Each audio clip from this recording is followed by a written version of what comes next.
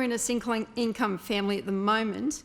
My husband is an allied health professional working in Melton, and he brings in a good wage.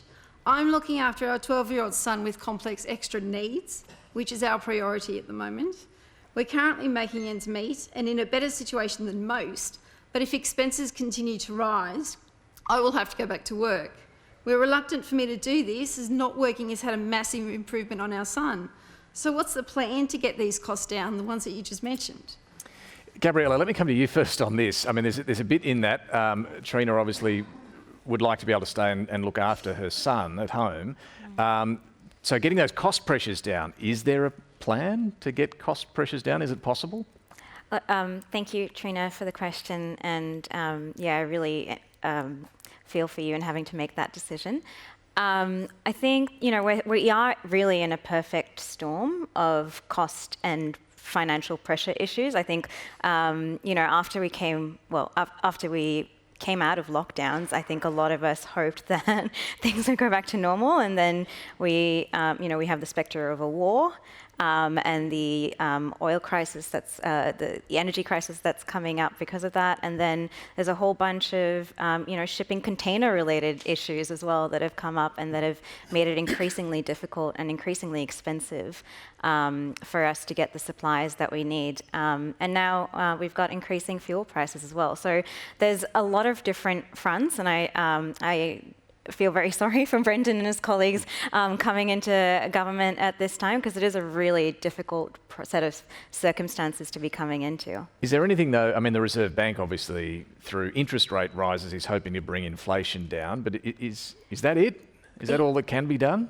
Yeah, so I mean, it's part of monetary policy generally is to ramp up the interest rates when the economy is overactive, and we have actually pumped in a lot of money into the economy over the last couple of years, and that's why it's the demand is so strong, and also the lack of migration as well has definitely played a role.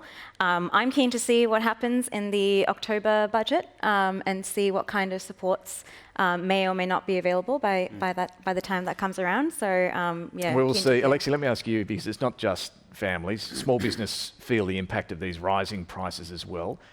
What do you think could be done in Australia to deal with this problem? Well, certainly small businesses at the moment, we talk about the cost of living, the cost of doing business is increasing as well. And it's almost a daily thought process. You've got another thing coming at you, whether it be energy prices going up, the cost of fuel to move your goods around, but also the cost of freight. International freight costs, we know, have been going up 5- and 6-fold, and lots of small businesses import the goods that they need, the inputs that they need to make their goods and services. And that's everybody from hairdressers to manufacturers.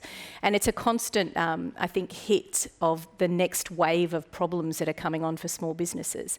And as a small business person, what we're hearing from small businesses is that you have to make that decision almost on a daily basis. Is today the day that I start to think about examining whether or not I can continue? Is today the day that I put up my prices? Is today the day that I, let staff go? And it's a constant conversation because everything is moving and fluctuating all the time. And that really wears the small business person down. Lech, I think we're really hearing tonight, and particularly through Trina's question there, the strain that families are under right now. This cost of living squeeze is very real and forcing some difficult decisions as to what families should do. Yeah, and I think that the elephant in the corner of the room, and we'll probably talk about it later, is wages. They've been stagnating for a long time. We tend to come at it from the other side sometimes, and we look at all these other ways and solutions, but it seems like the simplest thing that could be done for families is for their wages to be rising in line with the profits that are being enjoyed by corporations. Certainly there's been a real shift in the amount of wealth. There's been a massive shift in even through COVID, it's been exacerbated. So a lot of people who went into COVID without any assets have left COVID without any assets, while a lot of people who do have assets have done quite well during COVID. And so that's put extra pressure on those people at the bottom. And so I think we definitely need to talk about wages and how we can improve them and how we can improve them for especially low income workers. Well, let's